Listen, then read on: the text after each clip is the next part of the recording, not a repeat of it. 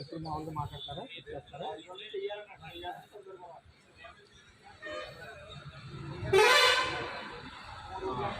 ఇప్పుడు ఇలాగా చెప్పండి.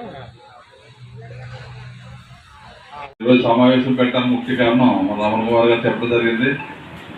ఎందుకంటే అప్పుడే మనకి ఎలక్షన్ కేవలం 45 రోజుల్లోనే మనకి ఎలక్షన్ జరుగుతుంది కాబట్టి మన ప్రచార కార్యక్రమం చేయాలనే ఉద్దేశంతో మన ముహూర్తం పెట్టించడం జరిగింది. రేపు ఉదయం 8 గంటలకి మన చైతన్య రథం తయారు చేయించాం. చైతన్య రథం మీద వరమల్లో ఇంటి దగ్గర నుంచి గుడి దాకా చైతన్య రథం వెళ్ళి అక్కడి నుంచి వీరేశ్వర స్వామిని దర్శనం చేసుకుని అక్కడ ఉన్న వైశాస్ ఉన్నారు మా ఊర్లో.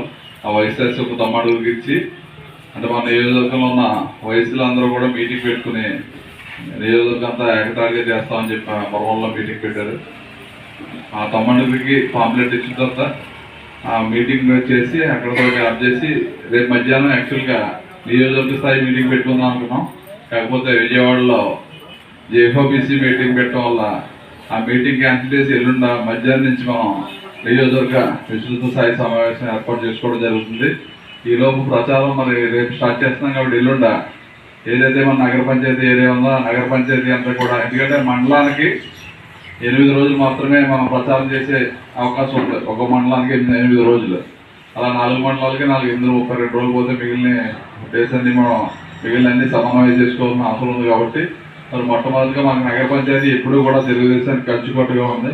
లాస్ట్ ఎలక్షన్లో కూడా మనకు నగర పంచాయతీలో మెజార్టీ వచ్చింది.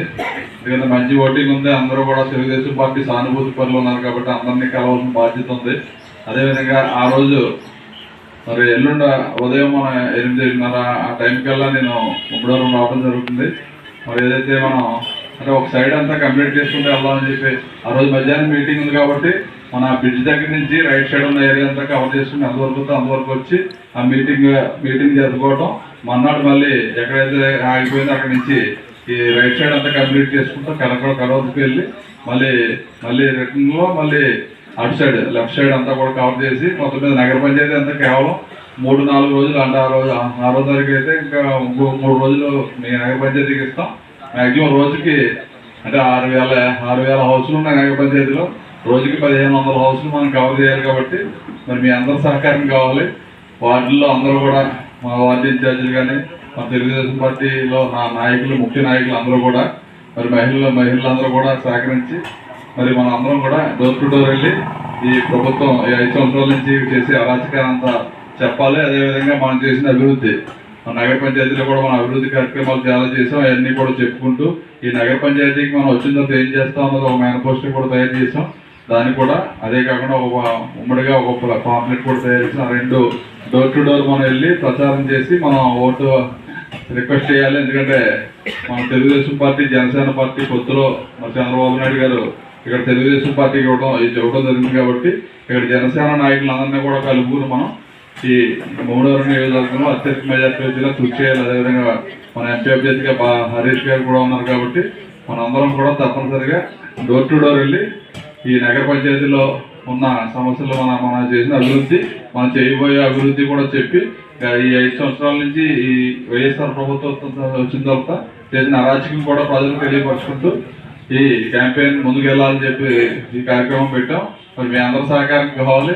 ఆ 4 రోజులు కూడా నగర పంచాయతీలో ఉన్న వార్డులో ఉన్న మన కౌన్సిలర్లు కానీ, ఇన్ఛార్జీలు కానీ, మరి బూత్ ఇన్ఛార్జీలు కానీ, క్లస్టర్ ఇన్ఛార్జీలు కానీ, కేఎస్ఎస్లు కూడా అన్నీ వేసుకోవడం జరిగింది. మీరు అందరూ సహకరించి ఈ కార్యక్రమం విజయవంతం చేయాలి.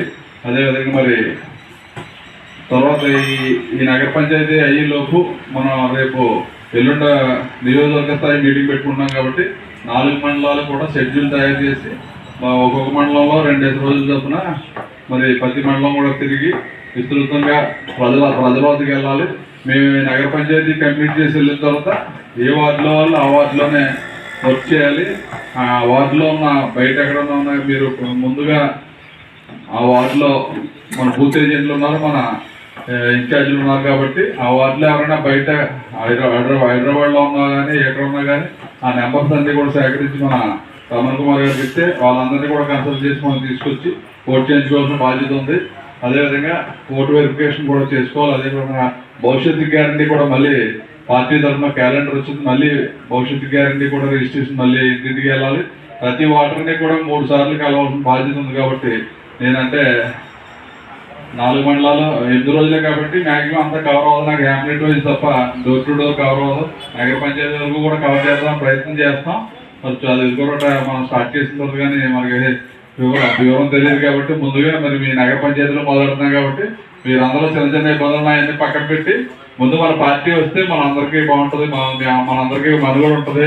ఈ రాష్ట్ర ప్రయోజనాలు కానీ రాష్ట్ర భవిష్యత్తు కానీ బాగుంటుందన్న ఉద్దేశంతో మనందరం కూడా సైనికులు ఆ రోజు చంద్రబాబు నాయుడు గారు మరి అసెంబ్లీలో ఏ విధంగా కిందపరిచారో మీ అందరికీ కూడా తెలుసు. మళ్ళీ గర్వంగా అసెంబ్లీకి మన చంద్రబాబు నాయుడు గారు పంపడానికి మనందరం కూడా కృషి చేసి ఈ నగర పంచాయతీలో మరి అత్యధిక మెజార్టీ తేవాల్సిన బాధ్యత మీ నగర పంచాయతీ ప్రజలందరికీ ఉంది. కాబట్టి మనం డోర్ టు డోర్ క్యాంపెయిన్ పెట్టుకుని ముందుకు తీసుకెళ్లాలనే ఉద్దేశంతో ఈ మీటింగ్ ఏర్పాటు చేశాం. కాబట్టి మీరందరూ కూడా ఎల్లుండికి రేపటికల్లా అందరికీ విషయాలు చెప్పి ఎల్లుండి ఉదయం మనం ఈ ప్రచార కార్యక్రమం స్టార్ట్ చేస్తాం. అది దీంట్లో ఏమైనా మోడిఫికేషన్ ఏమైనా మార్పులు చేర్పులు ఉంటే మీ యొక్క సలహాలు సూచనలు ఇస్తే దాన్ని ఆ విధంగా సెట్ చేసుకోవచ్చు.